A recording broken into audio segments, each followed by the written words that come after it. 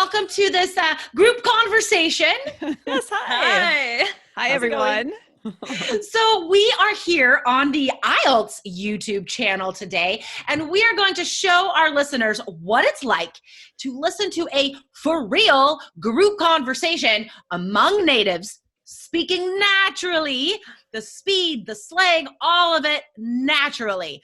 Now, of course, this helps in the real world, right? But how does this help our students on IELTS, guys? Why should people listen today? This is a perfect practice for IELTS listening, you guys, especially those sections when there are 2 to 3 speakers and it's harder to follow. This is perfect practice for that, right? And just for the listening test in general, you need to be able to understand native speakers when they're speaking so that you can answer all those difficult questions. And we want to let you guys know about these conversations we can provide to you weekly with a quiz and a vocabulary lesson, which can help you practice for IELTS because you can interact with the audio more. So to sign up for that, go to allearsenglish.com/fast. Awesome. So guys, the question we are discussing today, we're getting serious. We're getting serious, guys. This is a serious one. And this is honestly like, this is a real IELTS question that people could see in writing task 2 or speaking part 3. So here it is, guys. What do you think? Is salary or personal fulfillment more important when you choose a career or when you are looking for a job? What is more important to you guys? Salary or personal fulfillment? Oh, That's okay. a good question. Since we all like work at the same place, for Lindsay in the corner down there, this will be interesting. Okay. Okay. I don't claim to state my true opinions. No. Mine are all my true I think opinions. money can't buy happiness, right? I think in the end, Can't buy me love. love.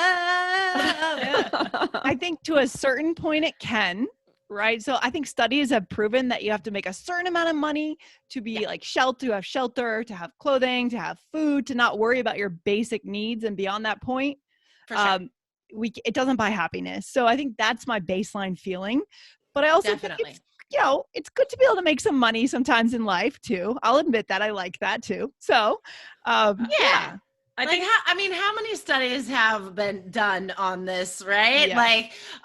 Like you were saying, like there's a baseline, right? Like if you're always like if your basic needs, like the hierarchy of needs, right? Like if your basic needs are not met because you cannot buy them, right? You can't afford a house, you can't afford food. Yeah. Then no, you're not going to be happy. You're hungry. You're in survival mode. Like your brain isn't available for happiness. Totally. But by the same token, like at the other end of the extreme, if you look at people that make tons of money, right, they're no happier than, people that like normal average people. It's a balance. And What they do you think, so Michelle? much too. CEOs, There's that too. they work so much. Right, exactly. I mean, I agree with everything that you're saying. Like, I think it's like a very, like, almost like it's an idyllic question, right? Because it's nice to be able to be like, well, I want happiness, right? But like you said, you need, like, some people that you don't always have a choice, right? So I think it's about those basic needs being met. But I think you bring up a good point about, look at like a lot of celebrities who have all the money in the world, and I'm thinking of like, well, what about Jeff Bezos? He got a divorce, right? Yeah. Muscle man Jeff Bezos. Yeah, and he got all fit. And his wife, his ex-wife, she got a ton of money, and she's like getting married to someone else, and she's trying to give away all this money. And that's what I'm kind of thinking of is like, you just kind of wonder like where is the line? Like I'm sure there are in these studies, these magical studies we've been talking about, like that I know exist, that I've seen them as well. But like, I feel like there's like a certain amount of money. It also depends on where you live, right? So a wide variety of factors, but obviously it'd be nice to have both, right? But if your basic needs are being met, going for too much money, it seems like counterproductive. Yeah, I I feel think like as anyone long as you who's have measurements of happiness that are right. outside of money, right, in your life, like Yeah, benchmarks, exactly. like if Right. you're saying like, okay, getting a raise isn't going to make me happy. It's having my partner be happy in my life or getting a pet or something, right? Like as long as you're Right. not measuring your incremental happiness around Right. that, I think Yeah. you're setting yourself up for success. And then if you make money, it's great too. I don't know. What do you think, Yeah, Aubrey? that's a good point. I just feel like it really depends on someone's life situation, how they're going to answer this question, right? Anyone who's not comfortable, like if there's anything that they're wanting to purchase that's not like crazy amazing, but like say they, a bike for their kid.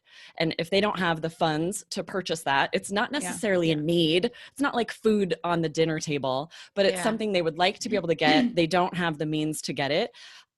If that were me, let's say, I would answer money is more important than personal fulfillment at a job, because I'm thinking of it that way. Like I would be happier if I had the money to get my kids these things, to have these things, right?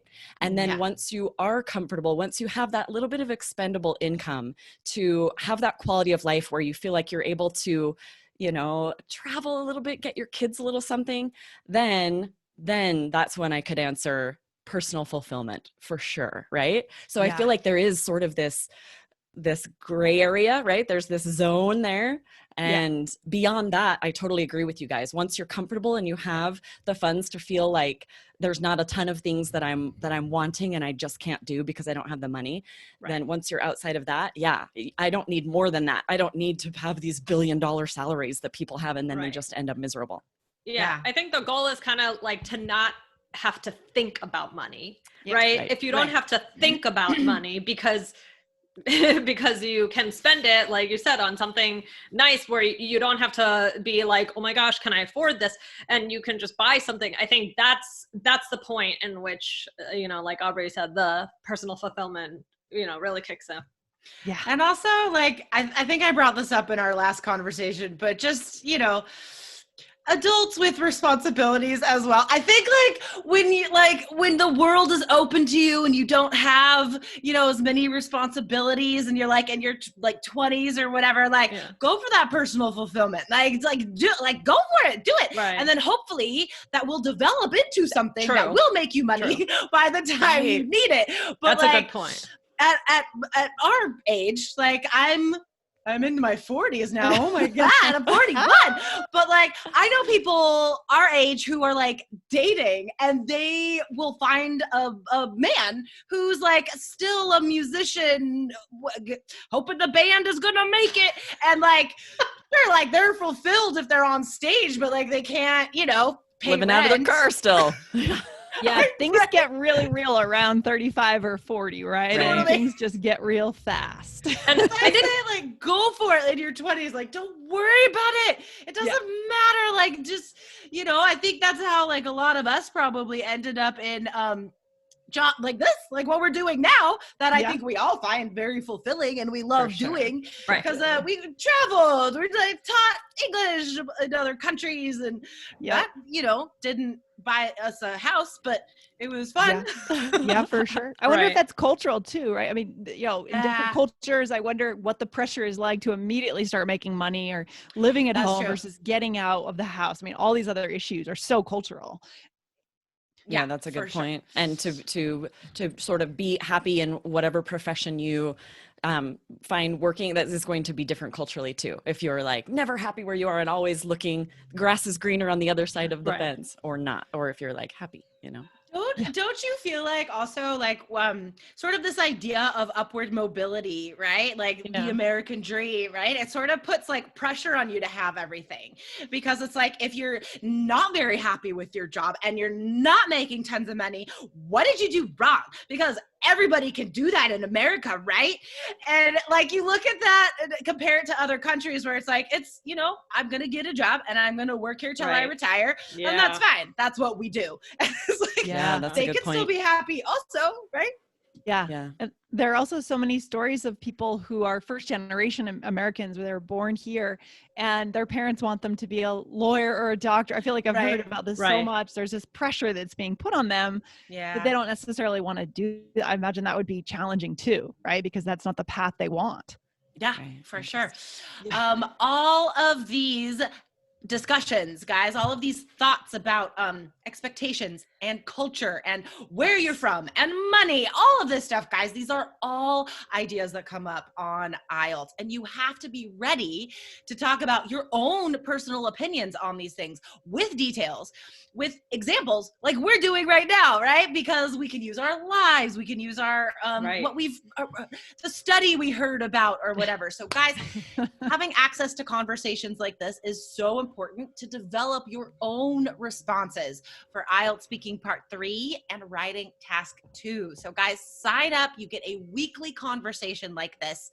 Listening quiz, vocabulary, transcript, all of it is sent directly to you. So guys, go to allearsenglish.com/fast. Check it out, sign up, and we'll see you in the lesson next Wednesday. Yes. Yay. All right, this was fun. All right. Yes. Awesome. See you Bye. guys soon. Bye, guys.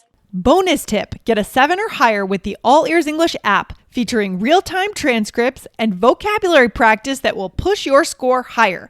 Plus, fun video lessons with Lindsay, Michelle, and Jessica. Download the app today at allearsenglish.com/app.